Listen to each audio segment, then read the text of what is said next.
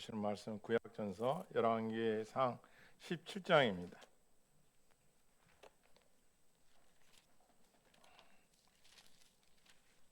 제성계책 구약전서 546쪽 545쪽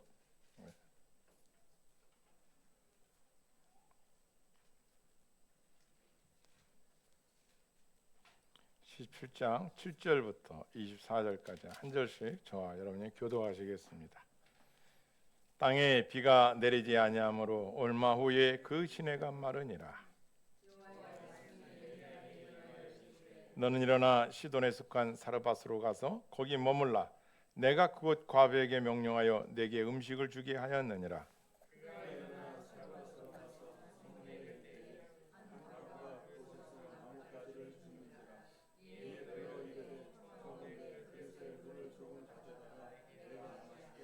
그가 가지러 갈 때 엘리야가 그를 불러 이르되 청하건대 내 손에 떡 한 조각을 내게로 가져오라.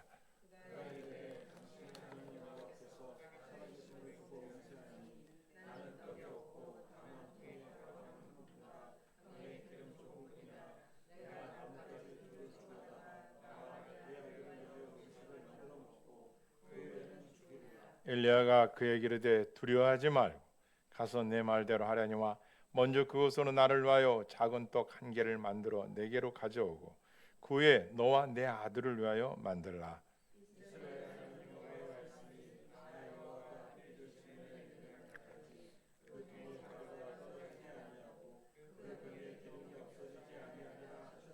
그가 가서 엘리야의 말대로 하였더니 그와 엘리야와 그의 식구가 여러 날 먹었으나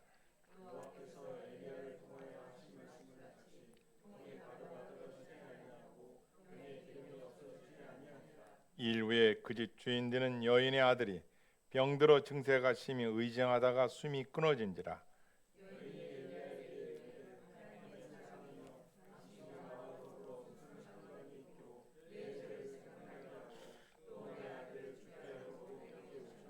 엘리야가 그에게 그의 아들을 달라 하여 그를 그 여인의 품에서 받아 안고 자기가 거처하는 다락에 올라가서 자기 침상에 누이고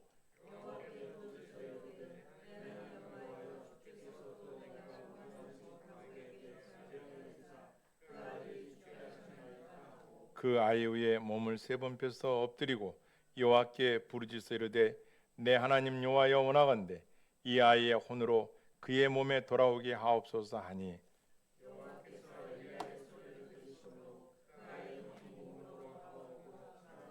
23, 24 같이 읽습니다.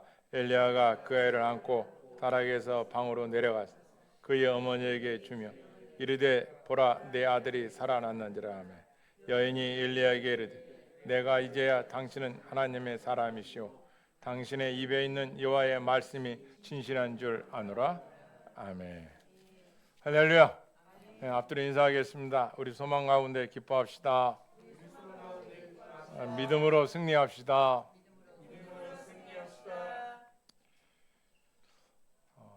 우리가 신앙생활 하다 보면은 영적인 암흑기라는 게 있어요. 시대, 개인, 영적인 암흑기가 있다는 거예요. 그 증상이 뭐냐? 첫째, 말씀의 부재입니다. 비가 많이 온다고 해서 그것이 다 식수가 되는 거 아니죠. 우리 홍수 때 마실 물은 적습니다. 마찬가지로 많은 교회가 있고 많은 말씀이 선포가 되는데 과연 진정한 하나님의 말씀은 전하는 자가 있고 듣는 자가 있는가?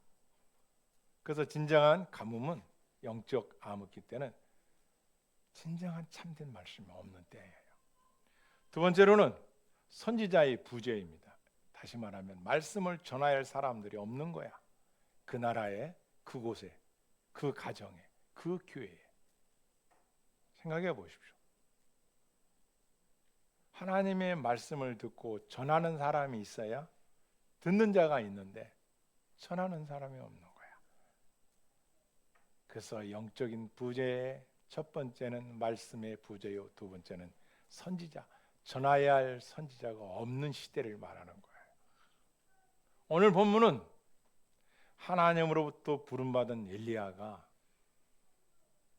시장에 나가서 백성들 앞에서 전하는 게 아니라 왕 앞에 가서 딱 한마디를 한 후에 그는 시냇가라는 조그만 골짜기에 숨어버린 거예요. 그러니 복음을 들을 수도 없고 전한 적 없기 때문에 그렇다는 답이 나오는 거예요. 세 번째로는 하나님을 격화시키는 거예요. 보면은 여호와 하나님도 믿고 바알도 믿어요. 바알은 누구냐? 풍요의 다신이에요.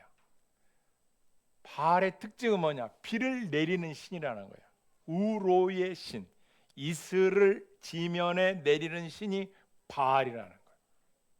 풍요의 신이에요. 그러니까 북이스라엘에서는 지금 오므리 왕조의 시작이 되고 아합이라는 7대 왕이 세워졌는데 그가 22년간 통치할 때 나타난 일들인데 그분이 누구냐? 엘리야라는 선지자예요. 엘리야가 선지자가 나타날 때 그 시대적 배경은 비는 바알이 준다. 아스타롯, 풍요는 아스타롯 여신께로부터 온다는 거예요. 그러니까 혼합주예요. 여호와를 믿고 바알을 믿고. 그래서 갈멜살의 전투에서 어떻게 합니까? 싸울 때 850명의 바알 선지자 450명, 이세벨 아스다 선지자 400명, 850대 엘리야에 싸우죠.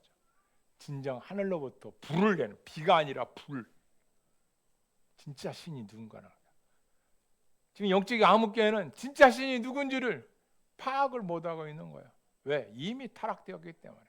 언제? 역으로 올라와서 여로보암 때 금송아지 2마리를 만들어서 이것이 홍해를 건너게 한 신이다. 이 신을 믿어라. 여로보암 왕이 열지파의 그 우두머리가 그렇게 시킨 거예요.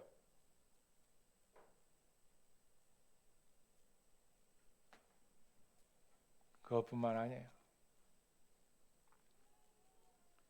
북이스라엘에서 신앙이 좋은 사람들이 남유다 예루살렘으로 예배를 드리러 가려면은 야 거기까지 갈 필요가 뭐 됐어. 그래서 여러분이 선을 그어놓고 산당을 지어놓고서 여기서 우상을 숭배했던 거야. 그것이 1년, 10년, 100년 오므리 왕조 시작하고 7대 왕 아합이 났을 때는 이제 가뭄이 시작되는데 하나님은 선포로 왔어요. 엘리야, 너 아합 왕 있지? 악한 왕입니다. 아니 왕이 할 길이 없어가지고 느봇이라는 사람의 가진 그 포도밭을 왕궁 옆에 있었는데 어느 날 마음에 든다는 거예요. 밥을 안 먹으니까 부인이 와서 왜 밥 안 먹어요? 저 포도밭이 내가 갖고 싶은데 느밭이 안 된대. 이름이 뭐요? 느밭.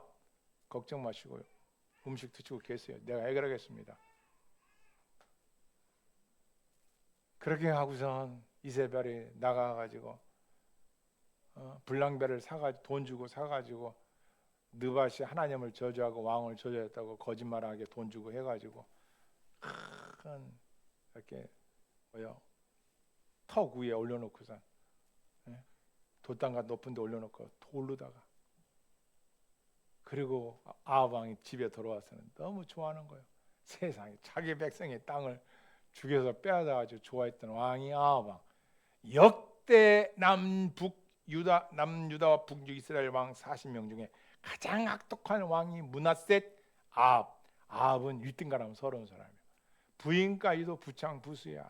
부인은 더 악해. 이 부인이 원래 아합 왕에게 가지고 온 신이 바알이야. 풍요의 신. 영적 암흑기입니다. 하나님께서 보다 못하셔서 야 디귿 사람 엘리야를 부릅니다. 엘리야, 너 아합 왕에 가서 이렇게 말해. 내가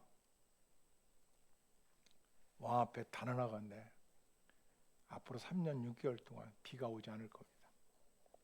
강력하게 선포하는 거예요. 대비하라 이거예요. 깨달으라 이거. 그래서 하나님께서 먼저 깨닫게 할 때 그 사람에게, 그 가정에게, 그 국가에 하나님의 말씀에 신실한 종을 세워 듣게 하셔. 아합 왕이 들었을까요? 안 듣죠. 이미 풍요의 신 다신선 비가 오는 건 나 바알인데 야 엘리야 네가 뭐라고? 이세벨은 오히려 잡아 죽이려고 그래요. 실제로 죽였고, 이세벨은 악독한 여자야. 그러니까 장가를 잘 가야 돼. 여자고 남자고 시집도 잘 가야지만 악독한 여자예요. 왕을 완전히 배려버렸어. 엘리야가 하나님께 말해, 엘리야, 이제 너는 그린 시냇가에 가서 너는 대기하고 있어라. 내가 너에게 먹을 것을 공급할 것이다. 아니 지금 가뭄이 드는데 이제 누구를 통하여 주신다는 거예요. 그런데 엘리야는 하나님의 부르심 앞에 순종하고 갑니다. 우리가 성경을 볼 때는 한 세 가지로 함축하는데, 하나는 창조, 타락, 심판, 구원, 이 세 가지, 네 가지 사이클로 돌아가요. 구속사라고 그러죠. 점진적 구속사를 통하여 하나님이 구원주고 창조주고 하나님이 심판 주는 것을 나타내 주시죠. 두 번째가 언약사예요. 하나님께서 말씀한 것을 하나님이 이루신다는 하나님의 스토리예요. 하나님의 역사예요. 언약사, 구속사. 그래서 성경을 주신 거죠.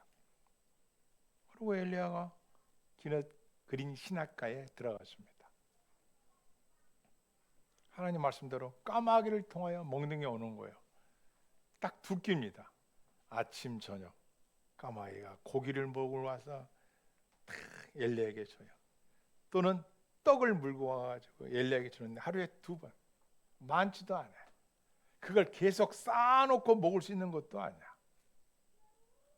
제가 어떻게 엘리야가 있었을까 그러다가 찾았어요. 그림을 찾았더니 바위, 넓적단한 바위, 또 바위 우가 있는데 그 가운데서, 아니 2끼를 먹는데 뭐 다이어트 안 해도 뭐 살이 빠졌겠죠.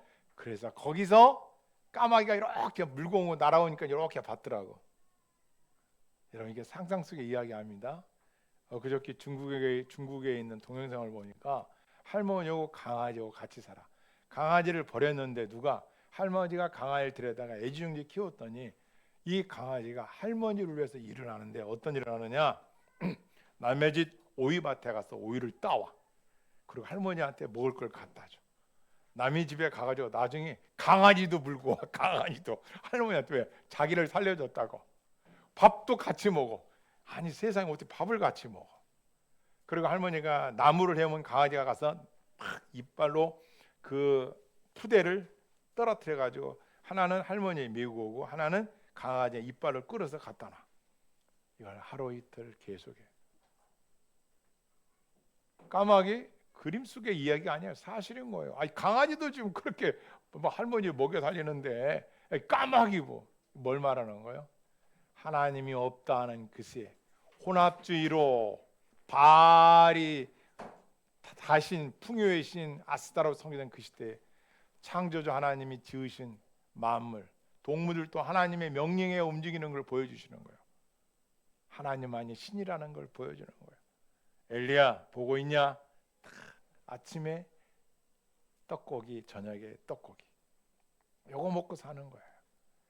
서서히 그린 시냇가에 물이 마르러 갑니다. 여러분, 어떤 사람이고 영적인 암흑교에서 하루아침에 이렇게 아니에요.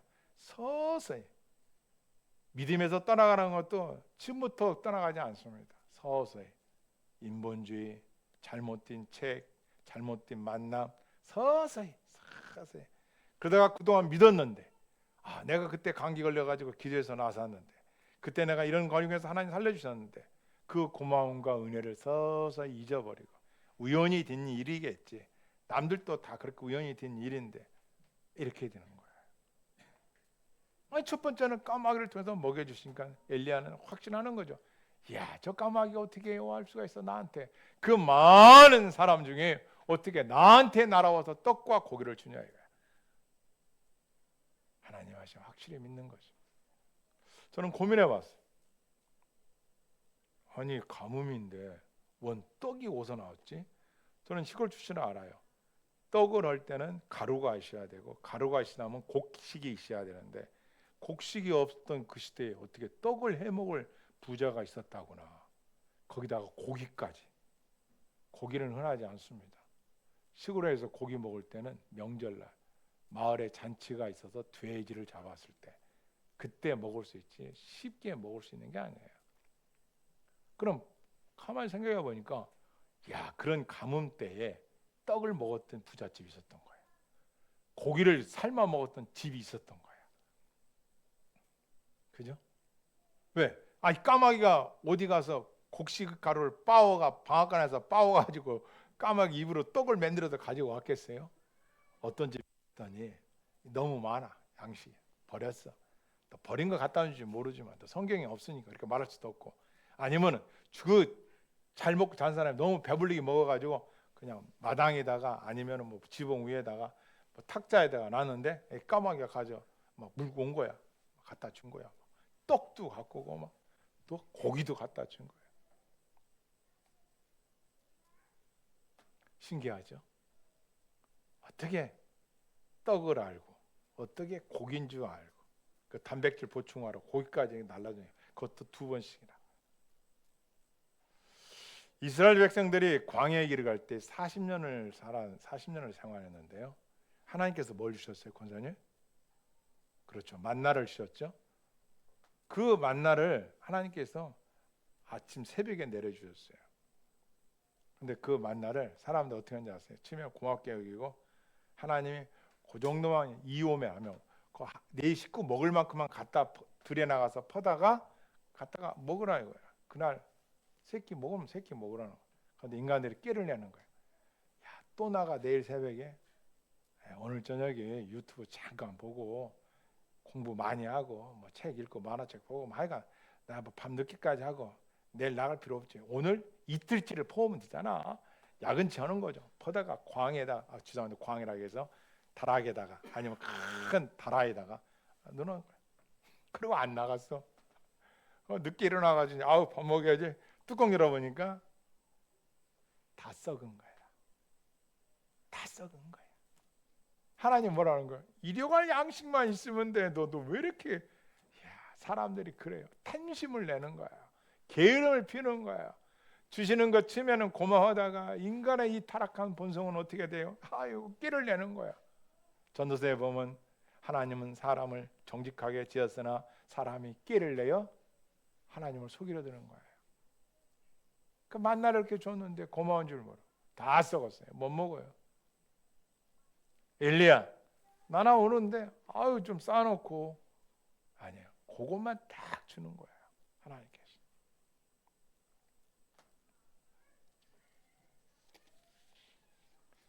엘리야는 2가지 만남이 본문에 나와요. 한마디는 까마귀와의 만남, 오바다라는 하나님의 신실한 종들을 먹여 살려주신 분이 있어요. 그 시대에 주의 종들에게 자기 것을 다 갖다가 선지자 주의 종들을 살려줍니다. 그 오바다는 유명한 사람.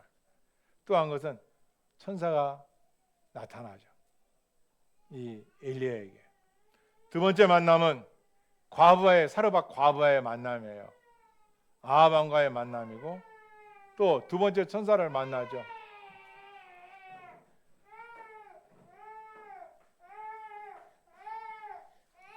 하나님을 떠나 배교하고 이중신앙, 혼합신앙 살아가는 그 시대에 하나님은 엘리야라는 선지자를 부르시고 까마귀를 통하여 하나님의 역사하신 것을 보여주시는 거예요. 오늘도 이 시대에 우리에게 주신 말씀은 이러한 양식을 감사하게 생각하냐. 요즘 NC들이 정거장 2개, 3개 걸어가기, 한 달 동안 돈 안 써보기, 냉장고 뭐 먹고 싶으면 냉장고 열어서 파먹기, 뭐 이런 게 그들의 스케줄이더라고. 그런 시대를 우리가 지금 맞이하고 살고 있어요. 일용할 양식에 감사하고 일용할 양식의 소중함을 아는 것이 아니라 쌓아놓지 않았다면 불안해하고 더 많이 벌어놓지 못한 것에 대해서 염려하고 그런 시대예요. 그렇게 살아가던 엘리야에게 오늘 하나님께서 말씀합니다. 엘리야, 너 이제 그런 시내가 다 말라가거든요. 그러니까 이게 여러분 시내가 마를 때 어떻게 돼요? 첫째는 산골짜기에 물이 마릅니다. 산골짜기 골짜기에 물이 마릅니다. 그러면 그 물을 시냇가로 흘러오는데 시냇물이 마릅니다. 왜? 물이 안 내려오니까. 시냇가가 서서히 마르면 호수와 강이 말라갑니다. 이게 하루아침에 그렇게 되는 거 아니에요. 시냇가에 이제 떠먹었었는데 물이 다 말라가요. 그때 하나님께서 야 엘리야, 너는 사르밧에 가서 내가 예비해 놓은 사르밧 과부가 너를 공대할 테니 그곳으로 가라고 가르쳐 줍니다. 그 땅이 시돈입니다. 시돈이라는 땅입니다. 여기는 바알 신앙의 중심지예요. 바알 신앙의 중심지. 오늘날로 말하면은 이단들의 본거지. 여기입니다. 거기로 가라는 거예요. 그러니까 이 엘리야 선지자는 참 순종을 잘해요. 하나님 말씀 앞에서 그린 시냇가에서 거의 3년 6개월 동안 떡과 고기를 먹고 지내다가 또 시돈 땅 사르밧 가라 가니까 또 그렇게 순종해서 갑니다. 이 시대는 불순종의 시대였던 걸 우리가 볼 수 있습니다.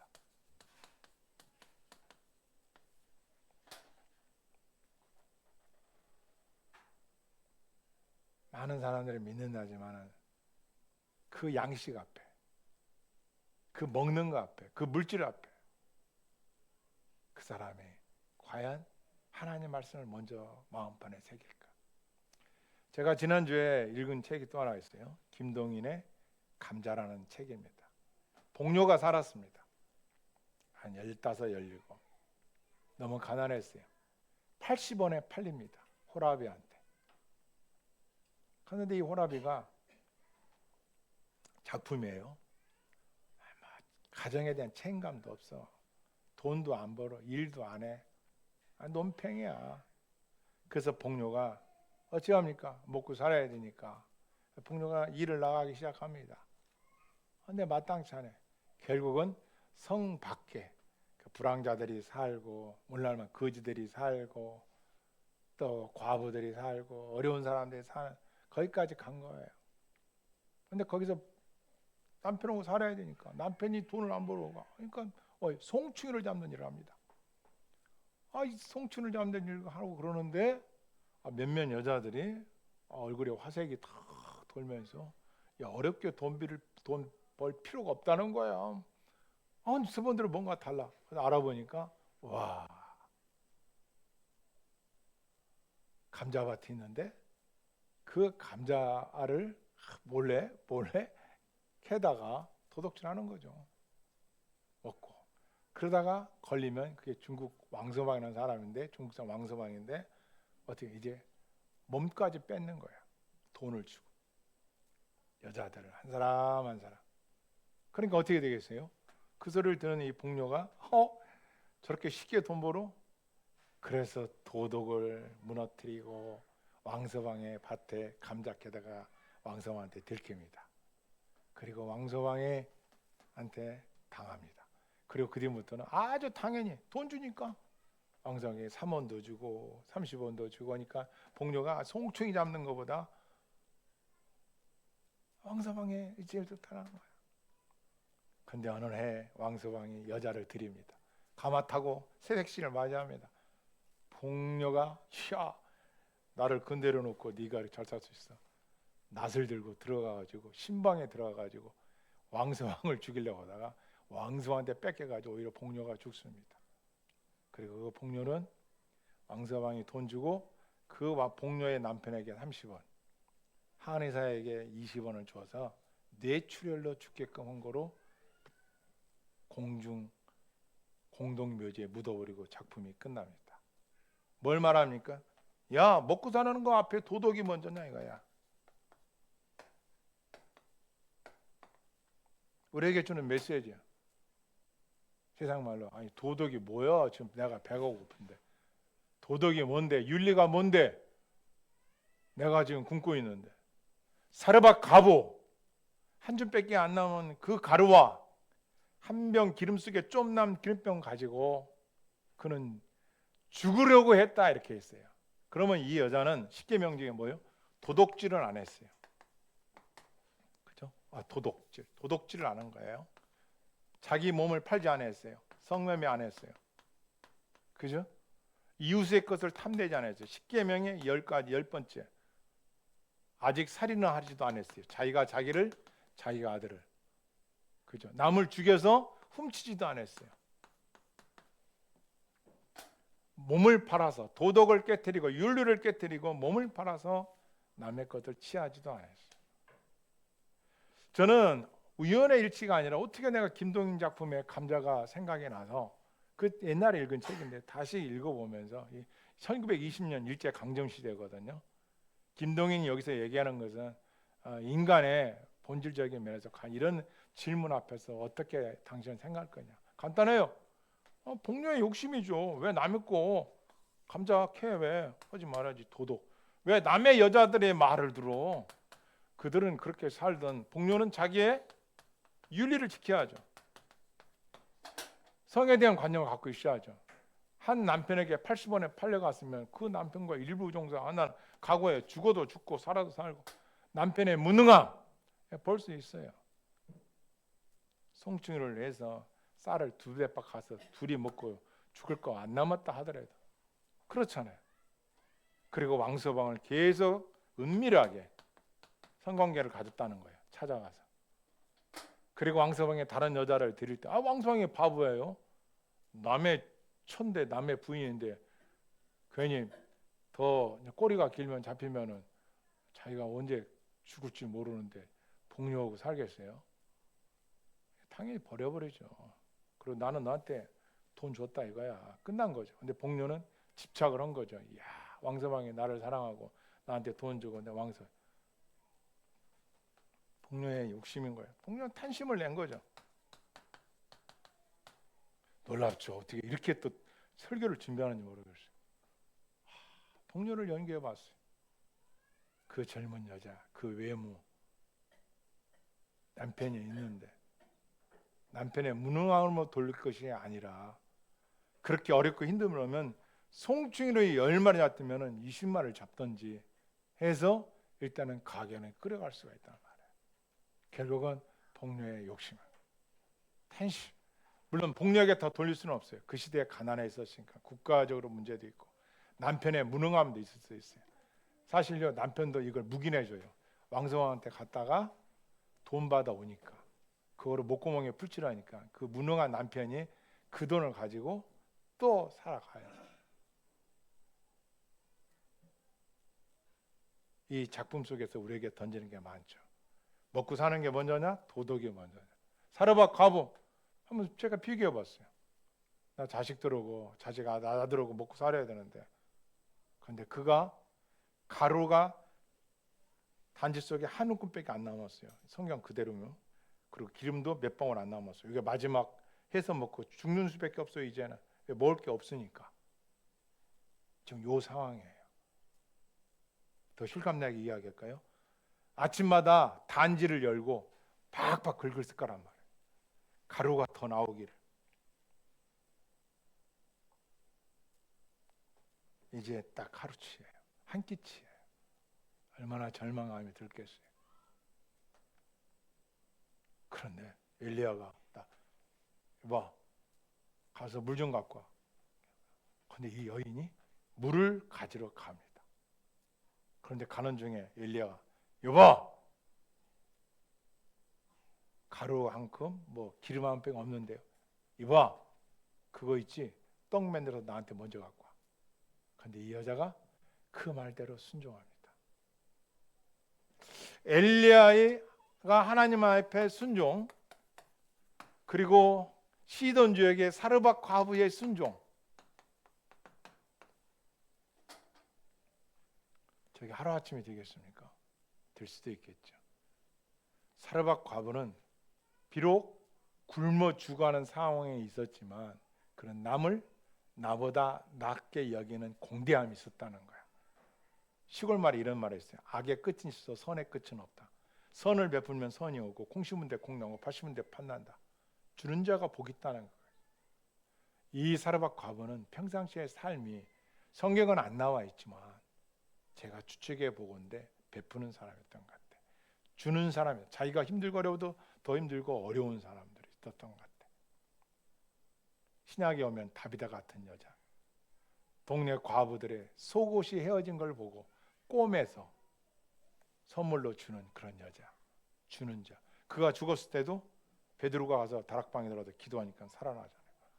마찬가지로 엘리야 시대 이 구약에도 엘리야가 어느 날 그가 이렇게 공대에 있는데 그 과부의 아들이 죽었어요.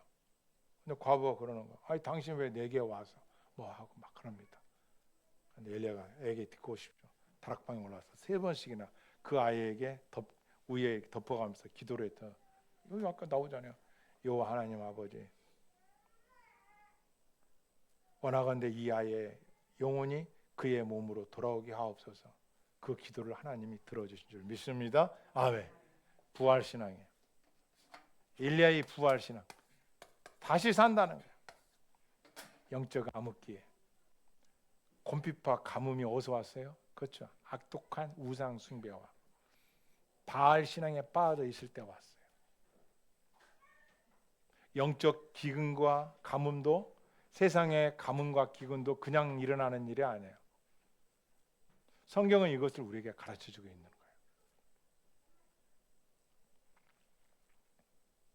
메말라가던 시대, 선지자의 부재, 말씀의 부재, 하나님을 혼합 종교 안에 넣고선 인간들이 자기들 나름대로의 하나님을 만들어가요. 그래서 우리는 신앙인들에게 물어보는 게 꼭 뭘 물어봐야 돼요? 뭘 물어봐야 돼요? 너의 하나님이 어떠한 하나님이냐를 물어봐야 돼요. 그 사람에게 어떤 하나님이냐는 걸 믿는가를 물어봐야 되는 거예요.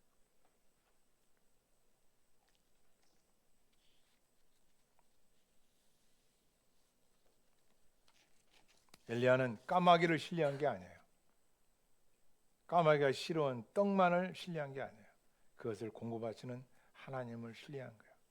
시편 34편 9절 말씀에 이 말씀이 있더라고요. 너희 성도들아 여호와를 두려워하고 공경하라. 그를 두려워하고 공경하는 자에게는 부족함이 없도다. 할렐루야. 일용할 양식도 하나님께로 오신다는 거예요. 그분에게 달려있다는 것을 우리에게 가르쳐주고 있는 겁니다. 자, 그러면 이제 이것을 정리합시다. 첫 번째, 구원의 은혜는 누구에게? 절박한 사람들에게 더욱더 필요한 거예요. 어떤 상황 속에서도 그 상황 속에 상황에 빠지는 게 아니라 그 상황 속에서 하나님을 의지하느냐, 이거예요. 그래서 구원은 돈 있고 명예 있고 건강하고 잘 살고 잘나고 뭐 이런 사람보다는 구원은 나의 형편이 그런 걸 떠나서 너무 빚 때문에, 너무 건강 때문에, 너무 힘들어서 그런 애통하는 자, 그런 나락으로 떨어진 자들에게 구원은 필수적이야. 그러니까 하나님은 얼마나 귀하신 분이에요. 그런 자들을 세상은 알아주지 않고 만나주지 않을지라도 하나님은 뭐요? 그들을 가까이 계시다는 거예요. 구원의 은총을 준비해 놓고 계신 거예요. 구원의 은혜는 빈곤과 절망 가운데 있는 자들을 외면하지 않는다는 거예요. 신명기 10장 18절 말씀에 고아와 과부를 위하여 정의를 향하시며 나그네를 사랑하며 그에게 떡과 옷을 주심이니라. 고아와 과부, 나그네, 이들은 보호자가 없어. 누군가가 지켜주지 않으면 굶어 죽을 수 있고 힘들 수 있어. 그런데 하나님은 그들의 보호자가 되시고 그들을 도와주실 수 있는 하나님이시라는 거예요. 여러분, 왜 그 시돈 땅 많은 여러 명의 과부가 있었을 거 아니에요. 그런데 왜 사르밧 과부에게 갔을까요? 그렇죠. 하나님께서 보셨던 거예요. 수많은 양치 중에 다윗을 보니까 하나님을 의지하고 곰과 싸워 양을 지키려고. 다윗의 많은 배운 것에 그의 프로필에 스펙에 있는 게 아니라 하나님을 절대적으로 의지했는가를 하나님 보시고 탁월하게 그를 왕으로 올려놓으시죠.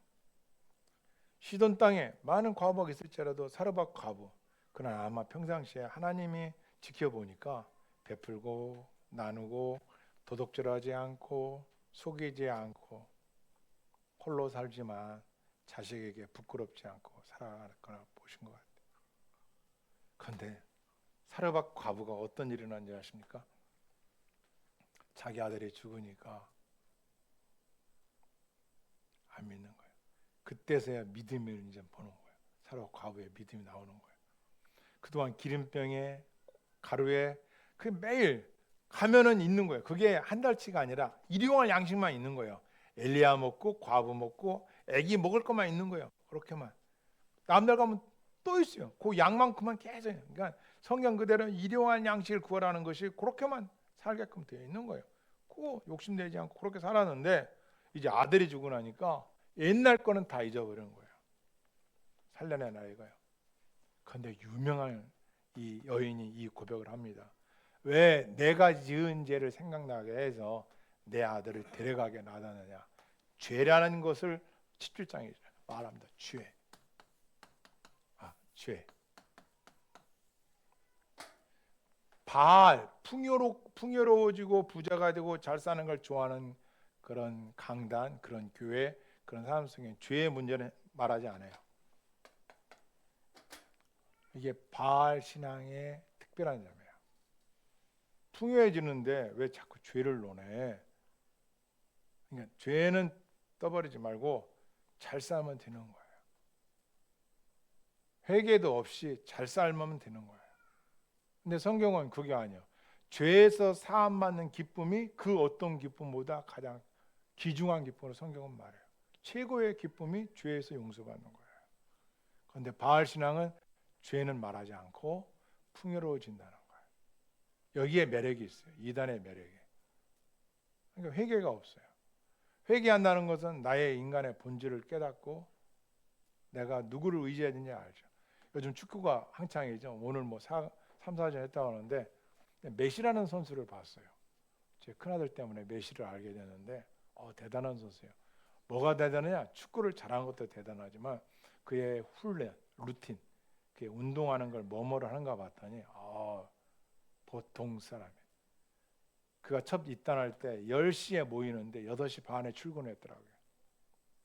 혼자 연습한 거예요. 한 3시간을. 그렇게 살았어요. 보니까.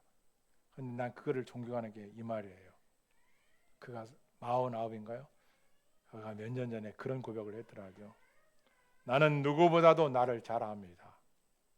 나는 나에게 가장 가혹한 비판자입니다. 무슨 말이에요? 나 자신을 내가 너무나 잘 안다는 거예요. 나 자신에게 가혹할 만큼 나에 대한 비평가라는 거예요. 그러니까 얼마나 발전하겠어요.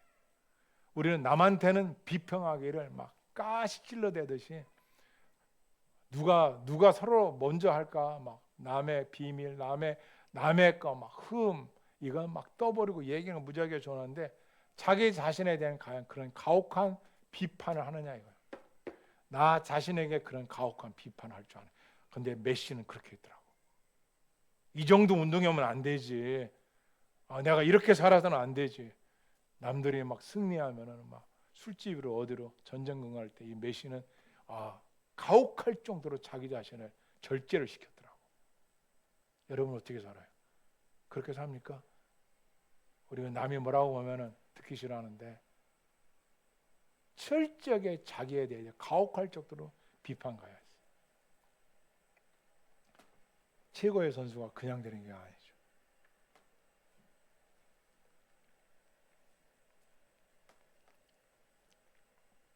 사르밧 과부는 빈곤 앞에서 도덕, 윤리, 돈 선택해야 돼요. 그런 절망 가운데서 세상을 한탄하거나 자기가 홀로 산다는 건 억울함이나 이런 게 아니라 그가 말하는 건 죄를 말하는 거예요. 내 죄가 내 아들이 준 건 내가 지은 죄 때문에 그런 거예요. 죄를 말해요.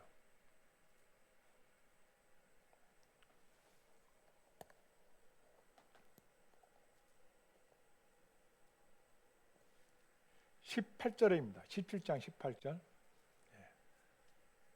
근데 첫 요셉 형제님 한번 크게 읽어주세요.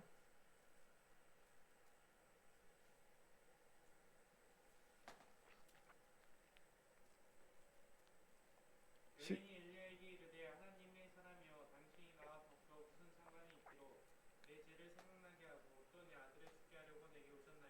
당신이 누군데 내 죄를 생각나갑니까? 이게 죄라는 거였어요.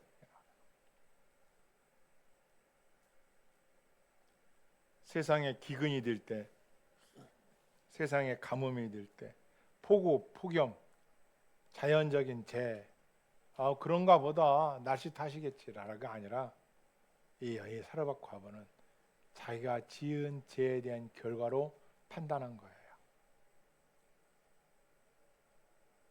그것 때문에 아들이 죽었다고 또 생각까지 한 거예요.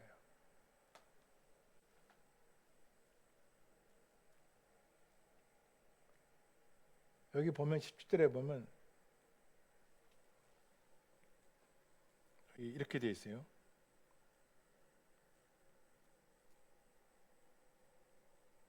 이일 후에 그 집 주인 되는 여인의 아들이 병들어 증세가 심히 위중하다가 숨이 끊어진지라.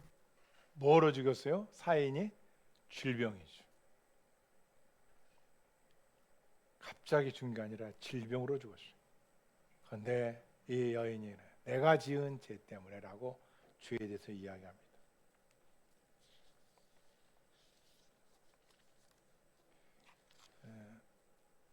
사람들은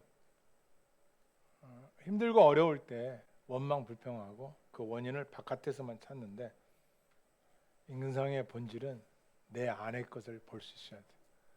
사르밧 과부는 자기 안의 것을 보는 거예요. 그 여인이 무슨 죄를 졌는 줄은 알 수 없지만 죄라는 이 신이라는 단어를 씁니다. 그죠? 하나님을 원망했거나 하나님을 떠났거나, 그죠? 뭔지 모르지만 그러나 그는 그것을 말을 하고 있는 겁니다. 오늘날 많은 신학 중에서 인간의 죄는 허물 뿐이지 그게 꼭 구원주가 필요하냐 이런 주의가 너무 많죠. 그런데 모든 어려움과 모든 것의 시발점은 죄라는 거예요. 이것 때문에 예수님이 이 땅에 오신 거거든요. 그러니까 성도와 여러분들이 우리가 교회를 오면 의리와 소망을 가져야 돼요. 그리고 잊지 말아야 할 것을 죄 문제예요. 떨구고 가라는 거예요. 벗어 던지라는 거예요. 다시 그 짓을 하지 말라는 거예요. 반복적으로 끊으라는 거예요. 돌아서라는 거예요.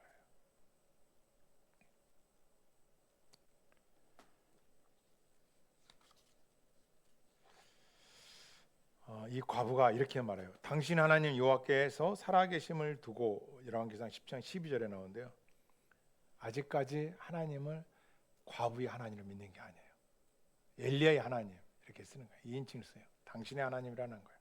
그런데 이 아들이 죽은 자리에서 엘리야가 다락에 들어가서 여호와께 부르짖었더니 이르되 내 하나님 여호와여 주께서 또 내가 우가는 집 과부에게 재앙을 내려서 그 아들이 죽게 하셨나이까 하고 그 아이 위에 몸을 3번 펴서 엎드리고 여호와께 부르짖어 또 부르짖어 기도하니까 내 하나님 여호와여 원하건대 이 아이의 영혼을 돌아오게 하옵소서 하였더니 여호와께서 따라서 여호와께서 엘리야의 소리를 들으시고 그 아이의 혼이 몸으로 돌아오고 살아났는지라. 할렐루야.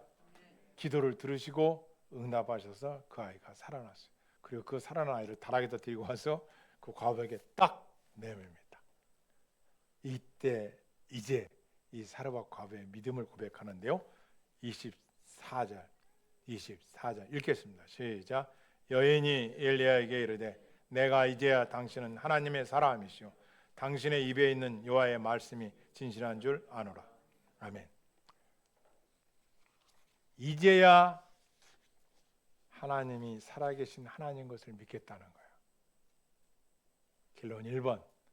사람이 잘 먹는다고요? 잘 먹고 잘 사는 게 인생의 목표라고요? 먹을 게 없어요. 가뭄이요. 한 움큼의 가루와 한 방울의 기름뿐이 없었어요. 그걸 하나님께서 일용할 양식을 주고 살려줬어요. 그랬더니 그의 믿음이 자식의 죽음 앞에서 온데간데 없어져 버린 거예요. 이것은 허상이에요. 바른 허상인 거예요. 풍요, 물론 있으면 좋죠. 그것이 하나님의 영광을 위한 풍요가 아니라면 허상이에요. 헛것이에요. 바알이 비를 내리는 줄 알았어요. 엘리야가 선포하고 비가 안 와. 왕이라도 기우제를 지내 안 와. 기우제 지냈는지 모르지만 안 와. 즉 바알이 내리는 신이 아니야. 그래서 18장 이하에 가면은 이제 갈멜산에서 전투를 하죠. 싸우죠. 누가 참된 신이냐? 가짜에 빠져 있는 북이스라엘 오므리 왕조의 7대 왕 아합 왕 때, 야 너희가 그렇게 신병하는 풍요 가짜야. 얘한테 오는 게 아니야. 얘 없어.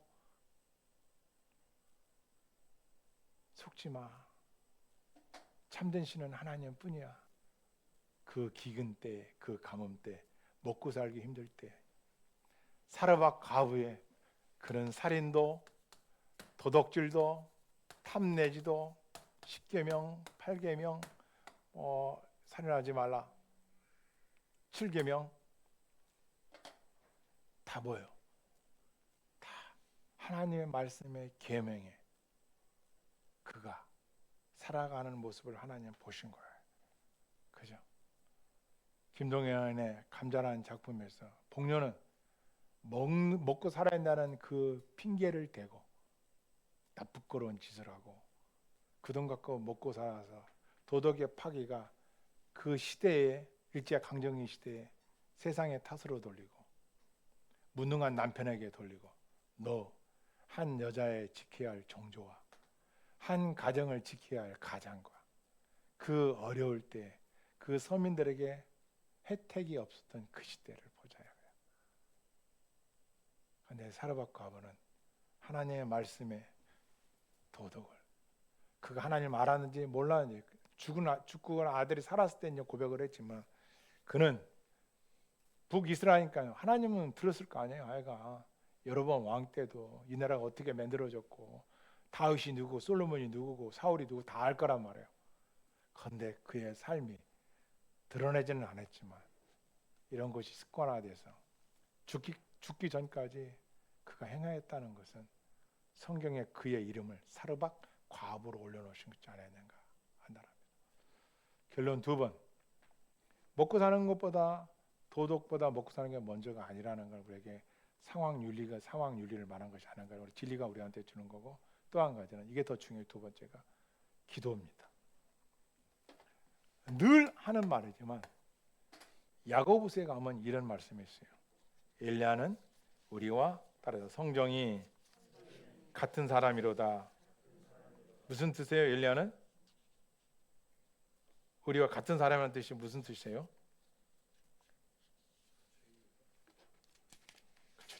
죄인이라는 뜻도 있고 우리와 먹고 마시고 슬프면 슬프고 기쁘면 기쁘고 똑같은 사람이라는 거예요. 물론 엘리야는 하늘로 승천해 데려갔죠. 에녹처럼. 그런데 우리와 성정이 똑같은 사람이라는 거예요. 그가 기도했을 때 하나님은 하늘의 문을 열어주시고 그 기도에 응답을 내려주셨어요. 기도는 어느 한 사람의 특권이 아니라는 것이죠. 야고보서 5장 17절로 가보겠습니다.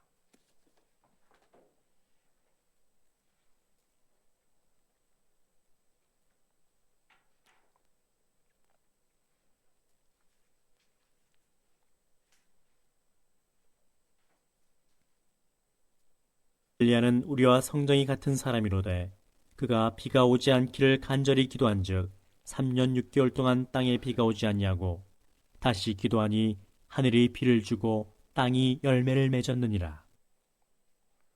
하늘로부터 비가 내리고 하늘로부터 비가 그치게 하는 게 한 사람의 기도. 성정이 같다. 우리와 똑같은 사람이에요. 여러분이 기도한 두 번째 메시지요. 여러분이 기도하면 똑같이 응답받아. 할렐루야. 이걸 믿으시길 바랍니다. 전지전능하신 여호와 하나님은 창조, 타락, 심판, 구원 이 사이클 속에서 지금도 이 세상의 섭리 가운데 개입하시고 우리의 중심을 보시고 그런 상황과 역경 속에서 결코 세상과 타협하지 않고 믿음에서 떠나지 않는다면 우리 하나님은 그의 몸부림치는 그 강구에 연락하시고 더 좋은 걸 예비한 것을 내려줄 줄을 믿습니다. 아멘. 하나님은 신뢰하느냐 이겁니다. 믿느냐 이거예요. 심지어 죽은 아들까지 하나님은 영혼을 보내주셔가지고 살려주십니다. 구약의 여호수아 같은 경우도 하늘의 태양을 멈추라고 했을 때 하나님께서 그의 부르심을 듣고 여호와께서 사람의 목소리를 들으신 날이 전에도 없었고 후에도 없습니다. 여호수아 10장 14절. 여호수아가 전쟁 중에 하나님을 향하여 부르짖어 기도했더니 해가 중천에 떠서 전쟁에 이길 때까지 승리케 해주신 거예요. 인간의 기도를 들으시는 하나님인 것을 바알 신앙으로 풍요로 속아 있는 그 북이스라엘 백성들 앞에서 바알 신의 본고지 시돈 땅에서 하나님 살아계신 것을 이름도 얼굴도 모르는 과부를 통하여 역사하심을 나타내는 거예요. 좌절하고 계신 분이 있습니까? 힘들고 어려움에 있는 분이 있습니까? 과부와 같이 한 움큼의 곡식분이 없고 기름 한 방울 뿐 없다고 생각하는 분이 있습니까? 그런 처지에 있는 분이 있습니까? 오늘 성경을 보십시오. 그런 절망 가운데서 선지자의 말을 듣고 하나님의 말씀 앞에 순종했었을 때 그 순종이 기적을 일으키고 죽은 아들까지 살림을 받는 은혜를 받은 여인이 있습니다. 말씀을 맺겠습니다. 여러분과 내가 지금 이 자리에 있던 것도 기적입니다. 다시 할게요. 여러분과 내가 오늘 이 예배 자리에 있는 것도 기적인 줄 믿습니다.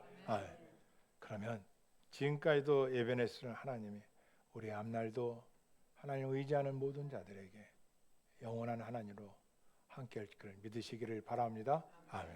기도하시겠습니다. 내 형제들아 한번 같이 기도하는데요. 하나님 말씀을 붙들고 하나님 내게 은혜를 공급하시는 믿고 더 의지하겠습니다. 기도합니다.